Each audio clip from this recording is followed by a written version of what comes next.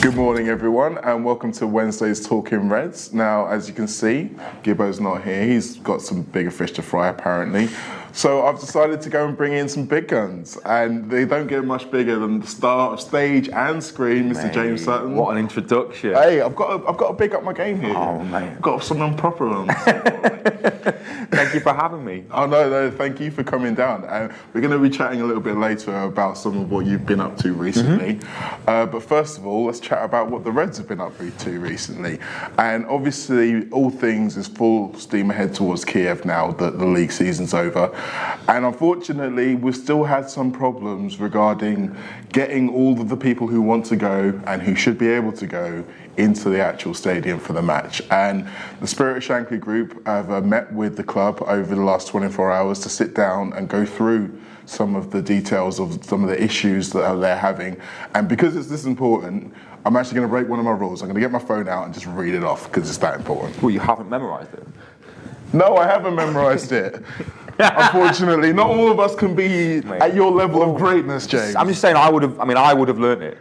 Right. I'd have probably got an accent going, or I'd have found some circumstances and some. Maybe I can take some tips from you. I mean, or I could just let you read it. I'm just saying, the subscribers deserve the best. That's what I'm just saying. So anyway, the minutes of the meeting, the actual meat of what we're here. You're going to hate having me on. Yeah, I know. I already do. Essentially, the main issues, first of all, was regarding the fact that there's not enough flights as there should be. The headlines from the club are that there are going to be further slightly limited day trips announced via Thomas Cook. Now, the limits are going to be due to the fact that they don't have as many available air slots coming in and out of Kiev as they would like to have had. As far as the costs, according to the club, the costs of the flights that have been announced so far are in line with what they are being charged to charter aircraft, which I kind of find a bit staggering, to be honest, but that's what they said. The club has been working 24/7 since before we qualified for the final to try and ensure that every single Red who has a ticket can get there. We haven't really had much announcements of exactly how they're going to be doing that, but essentially they are trying their best is what they're trying to tell us, and that we should be maybe patient in hoping that they're going to announce something further. I want to talk a little bit more about what the Spirit of Shankly went through, some of the other points that they raised. We're talking about the prices of tickets, we're talking about the availability of tickets, we're talking about the prices of flights, the availability of flights, the price of accommodation, and again, the availability of accommodation, all of these things that people are struggling with, talking about things that you really expect someone to have taken care of before a big game like this. So even things such as like accessibility for disabled supporters, the fears of potential homophobic attacks, which apparently have happened recently in Kiev. Now, to me, James, like I say, these are all things that you'd expect a company like UEFA, who's been doing this for quite some time now, to have had fully taken care of beforehand. I mean, the club can only do it from the period where they know they're going to be there realistically. So, I mean, are you disappointed? Are you surprised to hear this? Yeah, I'm disappointed, but I'm not surprised. I mean, this is just this whole situation that's come about is just systematic of the lack of respect that football fans are given by the powers that be. I include, UEFA and FIFA in that as well. I mean, if you look back over the past couple of years, with fan groups and supporter groups around the country, not just at Anfield, and the Spirit of Shankly obviously leading the way with that. But the football without fans is nothing. The stuff that whole thing came about was because of ticket prices and the fact that we are treated like customers, and this is just another example of that. But it starts to become dangerous because there's people out there who will be, getting credit cards out. They'll be maybe remortgaging, and this is, we're talking serious stuff here, man. To go and watch your football team, and I appreciate. I think it's fantastic that. The SOS group have got some transparency now out of the club, and they've got some statements, and they've had those conversations. But I said to you, before we went on air, this has to change at the top level. Exactly. You know, this has to change at the top level.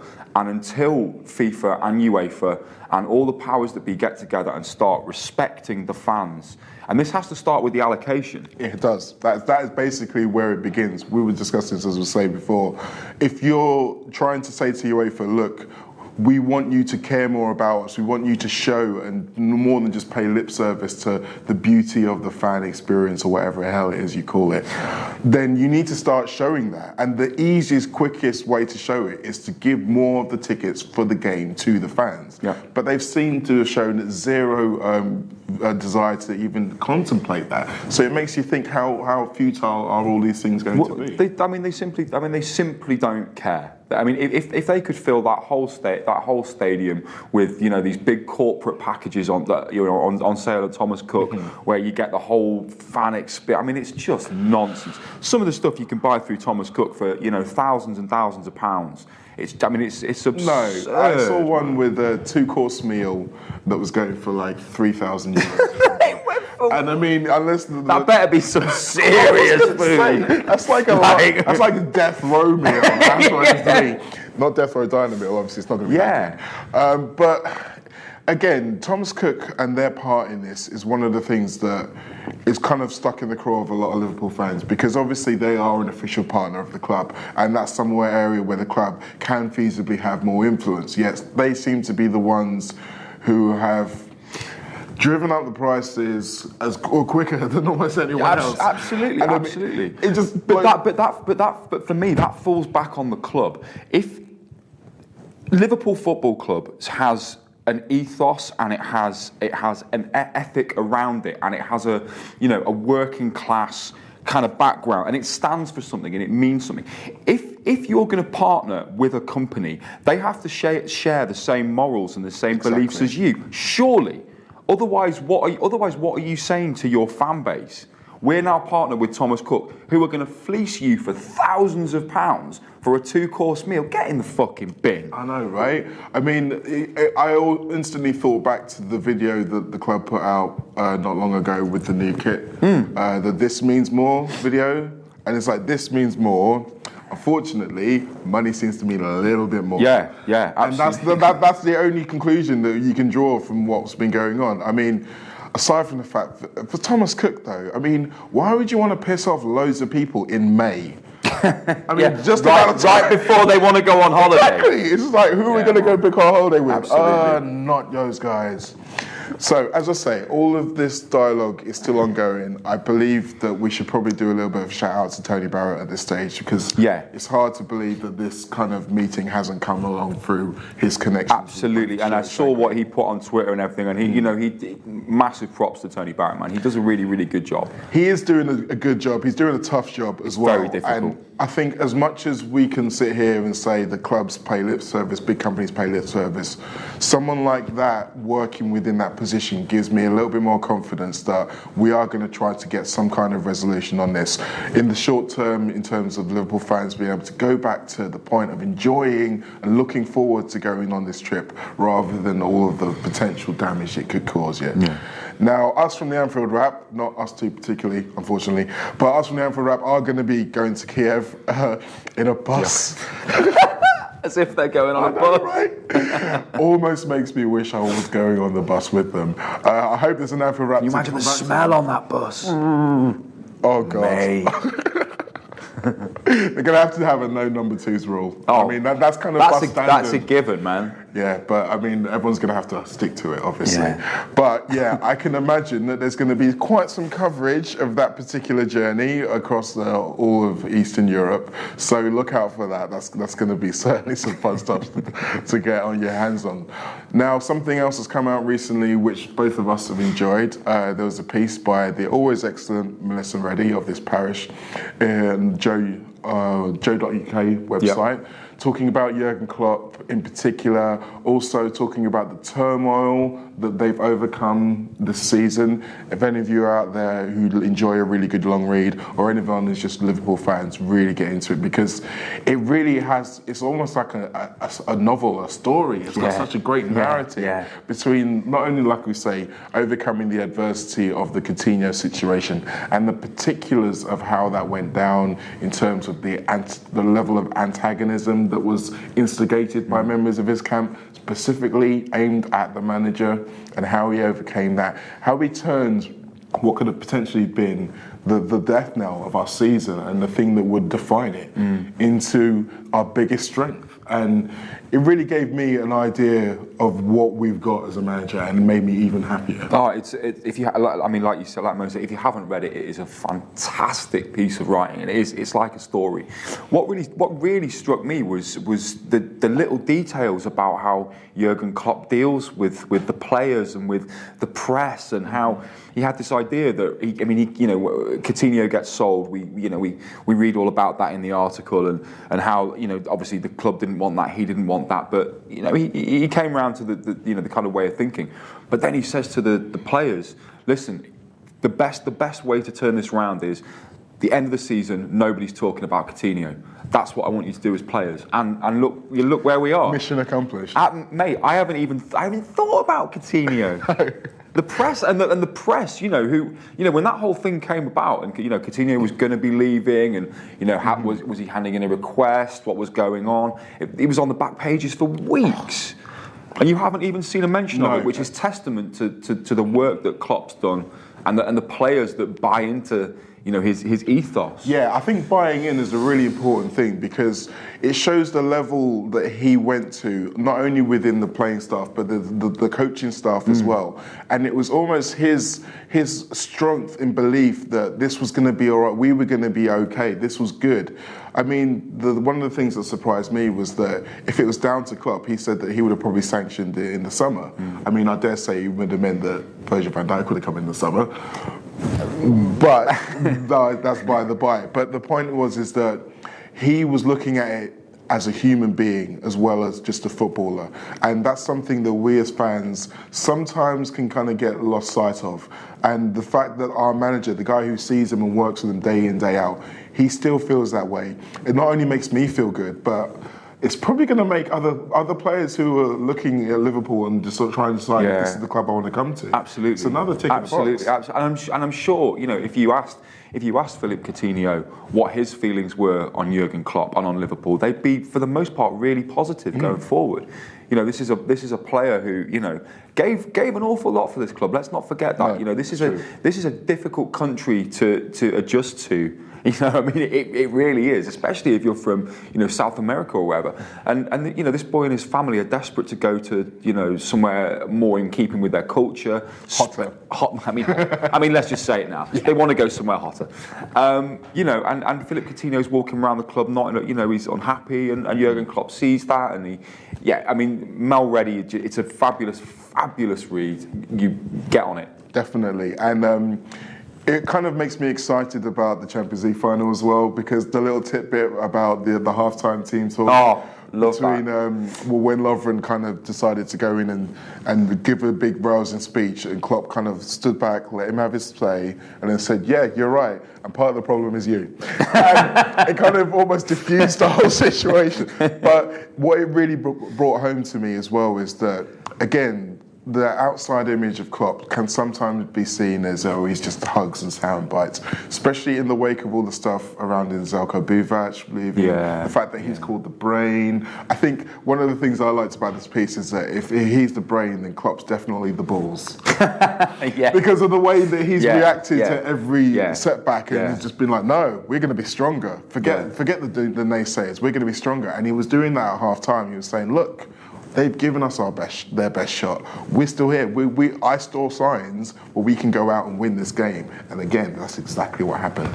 And who better to put the game plan in the hands of than the guy who's masterminded us up to this point? Amen to everything you just said. All right. You can come back. Nothing further to add. All right. Now, there's one other bit of Liverpool news, which is a bit more positive. It's been announced that I don't think he's actually officially signed, but we are going to be signing another young Chelsea ex-midfielder, a lad called Isaac Christie-Davies. His name is 20 years old. He was released by Chelsea, so we're not going to be having to pay them, I don't believe. But he's been a key member of their trophy-winning team over the last 4 years. They've won FA Cups and they've won the UEFA Youth Cup as well. He looks like a bit of a prospect, and it's really another feather in the cap of our development programme that we've had another guy who's come from Chelsea who we've seen are winning trophies. So you would assume that they're going to be one of the most sought-after teams for a youth player. But Ryan Brewster came across, Dom Solanke came across, and now this other lad's come across. Now, I don't know too much about him, but again, it's a good sign for the future. It's a very good sign for the future. Just that, like you say, it's that constant investment, and it's always thinking and planning 3 steps ahead. Yes. You know, that's what I really like about the way this club has been running for the past few years. There's always a real emphasis on going forward, which is only going to stand us in good stead. And it also, it says something about Chelsea as well. That they let these young players, because this is obviously, I've only ever heard good things about them. I've never seen them play, but I've only ever heard good things about them. And Chelsea just have such a huge amount of players all over the world, that it doesn't mean as much to them to just let this boy go, I know, and you will get to a point eventually where those top talents are going to stop ignoring Chelsea completely. Yeah. And it's staggering really when you think about the litany of players that they've let go who've suddenly become amazing. Yet still, they're letting good players go. Yeah. It's a crazy way to run a football club, but hey. You do you, Chelsea. That's all I can say. You live your best life. Yeah, you do your thing. Now we're going to do our thing a little bit more with some papers. And we're back with today's papers, and most of them are going to be dominated by a certain announcement that will be happening later today. But we're going to start with something Liverpool, because we're a Liverpool show. It's what we like to do. Virgil van Dijk's been put up for interview. There's a piece in here in the Mirror, just a little sliver, where he's talking about respecting the talent of Real Madrid, but saying, hey, we've got some talent too, we can match them toe to toe. He's being bullish, and he's kind of, again, emphasising that belief that Klopp has instilled in all of our team, and absolutely, I'm happy with this. Absolutely, that's exactly what you should be saying, man. Yeah, exactly what you should. As much as I hate Liverpool players giving interviews before games, it's a real bugbear. It makes you nervous, doesn't it? It makes me really nervous. No one put a microphone anywhere near Dejan Lovren, but for the next 10 days. Keep him the fuck away from microphones, because he'll say something mental and ruin it. But that I love, absolutely. I look Real Madrid. They're beatable. Over 90 minutes. Over 90 minutes, they're absolutely beatable. That does not necessarily mean that we don't doubt their quality. We've seen the things that they can do. We know that they're good in finals and all of that stuff. However, how you could look at our Liverpool team and say we haven't got a fighting chance, I don't understand. Yeah. On your point on the interviews, I think the fact that it's Virgil saying it makes everyone a little bit more comfortable than when Lovren's saying it, because he's got a little bit more of that bulletproof air to him, even though, obviously there's been isolated incidents where someone's kind of got the better of him, maybe here and there. It doesn't affect him. It always just flows off his back. Even if he says something like this and then made a mistake, and then there was similar things to what we've heard about Lovren. It's the Rolls Royce, man. He wouldn't care. It's fine. He really wouldn't care. It's absolutely fine. Just another reason why I'm glad he plays for our team. Amen to that. Now, the papers haven't really been that great today. I don't know whether or not it's just the fact that we didn't go to the right shop, but we somehow managed to get our hands on the Daily Express. I don't know. But we wanted to flag this up. We're not going to go heavy on England, but James and I both found this kind of amazing and hilarious. We got no chance. What's the date today? What are we? 16th of May. And the Daily Express says we've got no chance in the World Cup. And obviously there are plenty of fans who are saying that. I'm sure there's going to be even more once this announcement comes out, especially if Jake Livermore's in there. No, I'm not going to. But at the same time, if you're one of those squads who are delighted to have found out you're going to the World Cup, to see that literally no one's giving you any chance. Surely it must be a bit of a knock for the confidence. And we've seen how fragile the confidence is to the England teams in the past and how important it is. Yeah, there was a thing on BT Sport, I think it was like after a game or something, and you had Gerrard and Rio Ferdinand, I don't remember who else was there. Might have been, wasn't Gary Neville, but there was a few ex-England boys, and they were chatting about the England setup. And Lampard spoke really, really eloquently about the pressures of playing for England. And it was, and a lot of what they said was about the media attention and how that feeds into it, and how actually it doesn't motivate the players at all. It just gets on their backs, and it's pressure. And like I say, we're in the middle of May, and you've got a really popular newspaper saying we've got no chance. And not only is it saying we've got no chance, if you read the interview, the quotes that they're using, that's not what it's saying at all. All it is Gary Lineker trying to manage expectations and saying, look, this is a young squad. Yeah. No one expects them to win anything. So let's just get behind them and I hope they achieve what we think they can achieve. Give us something to hope for the future. Yeah, absolutely. Don't run, we've got no chance, you fucking moron. Just absolutely hammered them. Now, I know that if they'd have gone the complete opposite direction and said we're going to win the World Cup and mocked up a picture of Harry Kane parading the trophy, we'd have probably hammered them too. And again, just say nothing. There is a middle ground here to be found. I mean, nuance isn't exactly the MO of the Daily Express to begin with. But come on, guys. They don't do subtle. No. Another guy who wasn't always subtle. It's officially the end, everybody. It was announced before we started the show. Fat Sam is no more Everton manager. Gravy sales taking a huge dip in the northwest. Moment of silence, please. Sad times. There we go. So, if you run into any kind of giggly high guys in blue shirts today, you'll know why they're so happy. Are they happy though?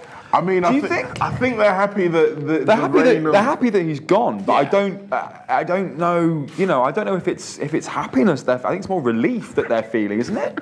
It was like when Hodgson finally left. I mean, I wasn't happy. I was just relieved. Yeah, it's kind of like the end of a long hostage. Sort of shakily had a glass of wine, like, God, that's over. Did that really just happen? Well, I mean, Sam himself, he's been apparently disgusted with the way it's been dealt. The fact that the news was leaked of their boardroom change while he was at the NMA Awards and stuff like that. The £6 million payoff that he's getting will soften that disgust.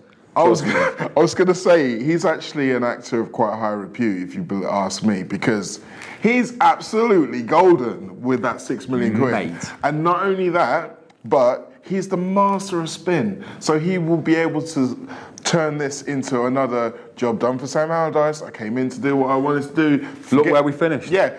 Don't look into the finer details of how badly they played and how he didn't actually bring them that far up the table and all of that other stuff. Just look at the fact that when it comes to October, November, December this season, teams who have been in the table this season, who are suddenly in the bottom 3 or 4, will come knocking. But he's built a whole career on spin. He's half a good season at Bolton. How many years ago? Yeah. And he's built a whole career off the back of going, well, that's what I do. What did you expect? Did I get you relegated? No, I did not. And there are people for whom that is going to be enough. Now, the question is that how much do you temper the relief of staying in the Premier League against thinking, well, we need to have a team that's going to compete, otherwise we're just going to be here again 12 months later. Yeah. So, Premier League chairman out there, please, do us all a favour. Yeah. Just let him go off to Dubai and stop this merry-go-round of like Allardyce and Pulis and what's his name? Pardew. Jesus I think Pardew's done. Is that it? Like, I hope that Darren finally put killed him off. The bullet in him. I don't know. This could be like another one of those horror movies though, where the villain just keeps coming back. Pardew just knocking at the window. Hello, boys. Who's up for a trip to Barcelona? Oh dear Lord. So as I say, stop it. The papers, they didn't really give us that much. That was all right, but it wasn't that much. But having you here, James, I feel like it's an opportune moment to ask. Can I plug something? Yeah, well, I was going to try and make it sound better than that. I was going to kind of try and twist it into a way where I'm asking you to give us what you want to do. But just say what you like. Well, okay, so I'm doing a play. I'm doing a play in Liverpool for the first time. I've never done a play in Liverpool. Not only am I doing a play in Liverpool, it is written by Anfield Rap contributor Ian Salmon. Yes, indeed. So that's two good reasons to go and see Two good reasons. It's written by a Massive Red and it's starring a Massive Red, and it's a really naughty, filthy, brilliant play. Don't bring your nan. Do not bring your nan. She'll hate it. And it's brilliant, and it's on from the 6th to the 9th of June at the brand new Hope Street Theatre on Hope Street in Liverpool. Tickets are available online. On my Twitter, and I'll make sure it's on their Twitter as well. And it's going to be fantastic. Yes, it is going to be fantastic. I've heard you talking about it today, and that's already got me excited. Yeah. So I'm sure that all of you out there who are local in the area will be able to come on down. Yeah, come and see some theatre. If you've never been to see theatre before, because a lot of people have never been, genuinely never been to the theatre. It's not something people do. We go and watch the football, or we do this. Come and have a night at the theatre. Come and have some bevies and be entertained by some just dirty, filthy, brilliant play. Yeah. And the beauty of theatre is especially when you get someone who you're used to seeing in one scene, in one kind of setting, and then you get to see them live doing their craft. It's amazing sometimes you get to see how good an actor someone really is. And sometimes you just get to see them fuck up. I knew you were going to say that. Yeah. I knew you were going to say that. That's because you're good though. Oh, mate. If I fuck up now, I'm coming back on this show. So do come and see it. There's like a pay whatever you can scheme. I think on the opening night, tickets at the rest of the time are like a tenner, so it's really inexpensive, and it's brilliant, and it's got a lot of fun. There we go. We're giving you all kinds of culture here on the Anfield Wrap today. I also wanted to make a little announcement to say a massive thank you to all of you out there who came to our end of season party in Motel on Sunday. It was a rip-roaring time. Boisterous. I'd say that 75% of the people in this room were suffering because of it. The other 25% were suffering for a different reason, which I'm sure he would like me not to tell you. But again, I wanted to say big thanks to all of you who came up and said hello. I really appreciated it. I want to shout out in particular Aaron from California, who'd come a bloody long way, and the couple from Vermont and the Brighton lads. And I hope that we get to see some of you, if not all of you, for the Champions League final special event happening at Death Row Diner, which will also feature me DJing, and will probably also feature me drinking a lot of rum and vodka and Ribena. So if you will love seeing all of that and you want to be there in the special moment, will Gibbo be topless again? Well, I don't know. He'll be topless in There you go. Come and see Gibbo's nipples. I'm kind of hoping that he's not topless in Kiev, because then we may not actually get him back. So yeah, stick around for that one. Robbo will be back tomorrow, hopefully with Kopi, and we'll be able to do this all over again. James, again, thank you so much for having me, man. Indeed. Up the Reds.